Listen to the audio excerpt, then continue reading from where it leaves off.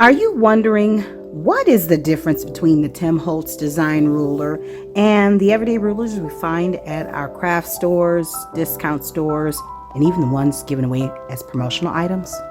Well, if you are new to the crafting world, or maybe a seasoned pro and just haven't quite gotten around to grabbing one of these, stay tuned and I'm going to share with you some of the top reasons why I use this little baby here.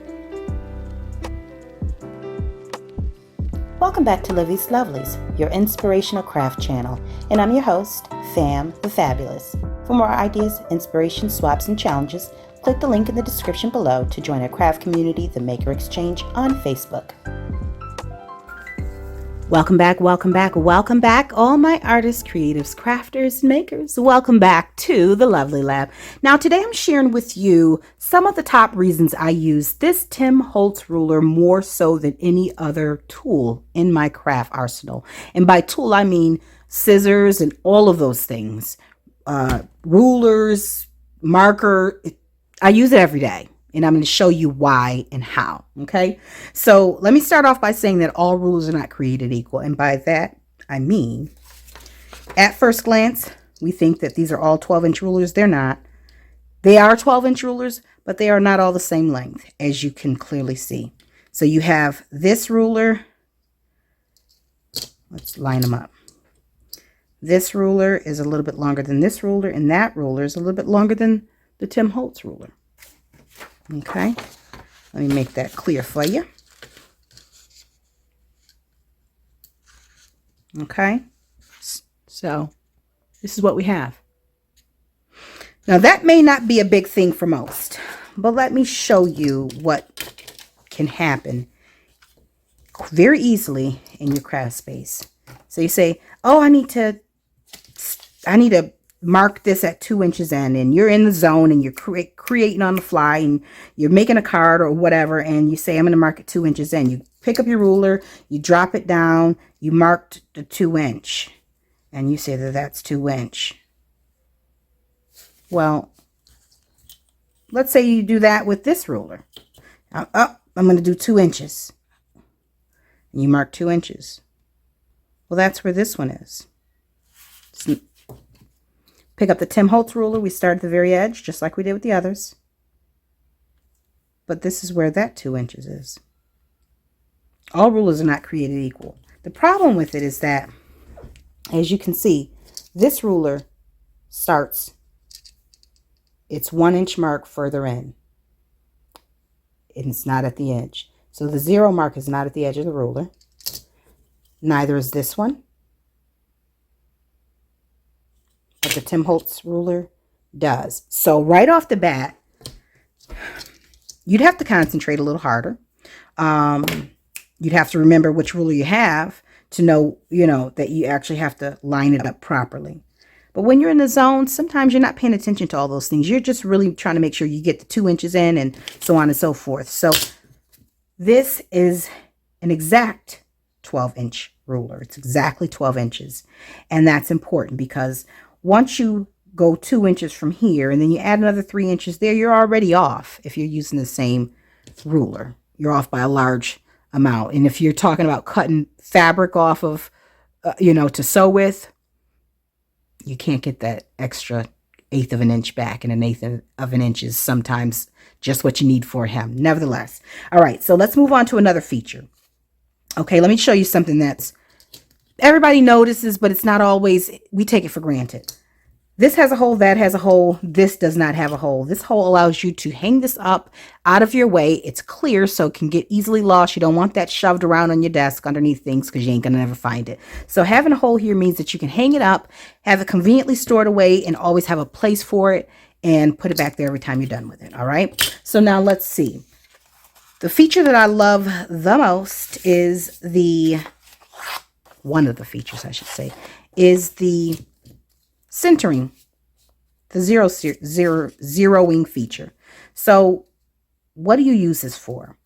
Well, if you're paper crafting or sewing or what have you, you could easily fold it in half and find your center point. But what if you don't want that mark right there? What you would do is you would take, let's take this the other way. The ruler is upside down so you can see the 0, 1, 2, 3, 4. Okay, so you would take that. You'd say, okay, where is the center point of this piece of paper? We don't know how long this piece of paper is. I actually do, but that's neither here nor there. All you need to do is make sure that you have your 0 here, and whatever these numbers end off on the side, that they're at their equal points. So right here, 4 1/4. 4 1/4, 4 1/4. So we know that the 0 mark, or the center mark, is at 0. And that's where this would be. Okay. And so maybe you need to put a little hole there, or maybe you need to put a decorative item in the center. That's how you do that. Very quick, very easy. All right. Now, let me show you a couple of different features in terms of the measuring. From top to bottom, this is 1.5 inches. The bold line down here is the 1 inch line. You also have an additional 1/2 inch. So from here to here would be 1/2 inch. That's 1/2 inch. Okay, so that needs to be stored in your memory so you don't have to keep remembering how wide this is. Quite often you'll use 1.5 inches to go in. But let's just say you want to do a half inch mark. From here to here is 1/2. So you might very well just draw your 1/2 inch line right there. Very easy. You don't have to think too hard about it. You don't have to line anything up. Now, let me show you something else that I love. Here's a feature. There's a beveled edge here. And what that means is that it goes down to a fine point. And you can use that to tear your paper. So if you are a journal maker, you scrapbook, and you like the torn edge look, the little distressed or, vintage or aged look, the torn edge gives you a variety. It adds a little bit of texture. It's not for everyone and it's not for everything, but as you can see, the torn edge is different than the cut edge. And that adds to whatever look you're going for, okay? So I use this all the time for the tearing, okay? Another thing that I use it for is for, I'm going to grab myself healing mat, for when I need to cut off some of my paper and I need it to be exact. So I'm not concerned about it being a torn edge. I need to make this 8.5, 7.5. So I need to cut off that inch. So I just line this up on one of these lines, and I line this ruler up at 1 inch in, and I take this metal edge here along with the straight edge blade and go along that metal edge, which provides a smooth guide for your blade. And I don't have to worry about cutting the acrylic. Right here, this metal guide allows you to cut directly onto your mat through your paper, and you have a clean line. So if you're going for a clean line, you can get a clean line with your blade, and this, you also can get a torn edge with that side. Okay. Now, one last thing that I wanted to share is something that I don't think we talk about very often, or we might not even use it that often. So let's say that I'm making a journal, right? And I don't have any of those fancy guides to determine where the center and, where my binding holes will be. Okay. What I need to do, I would take one of my pages that are already in half because, it's part of the signature. So I would take it, open it up. I can line it up on my mat. So I'm lining it up on the 3 and the 3. The center point is lined up on the 3 and the 3. I can take these perforated holes right here. And these are called paper piercing holes. And I line that up on the 3 and the 3. 3 at the top, 3 at the bottom. That's what I say. 3 and 3. I take a mechanical pencil. Make sure that I have ample lead out. Okay. And I find my center hole, darken that with a mark, and let's see, I want to go 2.5. Go 2.5 here, and I go 2.5 here. And now I have my 3 holes to bind.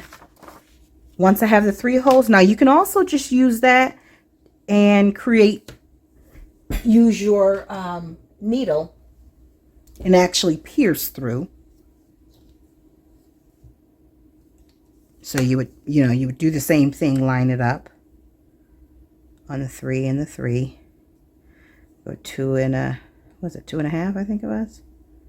And hole, and well, I got that off, but nevertheless, you can either use the needle to go straight through, and you would need a foam pad underneath, or you can use your mechanical pencil and make your holes and then put your paper down on your signature and actually make your holes with your needle. Okay, so between lining up